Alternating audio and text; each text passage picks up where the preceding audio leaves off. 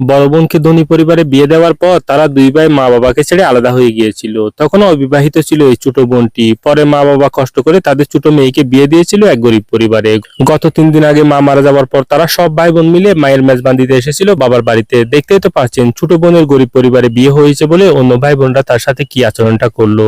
বলে রাখা ভালো, এটা কিন্তু তাদের সৎ বোন। তবে ছোট মেয়ের তাতে কোনো দুঃখ নাই, কারণ তার বাবা এখনো বেঁচে আছে এবং তাকে ভালোবাসে। তারপর ছোট বোন যখন বাড়িতে ঢুকছিল তার ভাই বোনরা তাকে বলেছিল, সিসি কি নোংরা কাপড় পরে এসেছে, আর এনেছে কি সব সাইপাস গুলা। তারপর যখন বোন বসতে গেল ভাই চেয়ারটা ফেলে দিল, অমনি বোন পড়ে গেল। বাবা বলল, তুই এটা কি করলি? ওইদিকে 3 ভাই বোন মিলে খুশি হয়ে তালি দিচ্ছিল।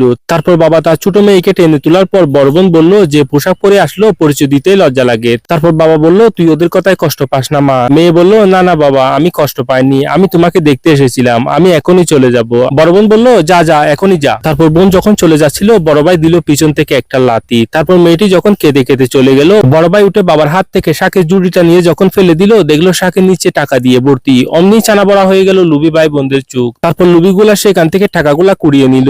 আসলে ছোট মেয়েটি টাকাগুলা এনেছিল মায়ের মেজবান দেওয়ার জন্য।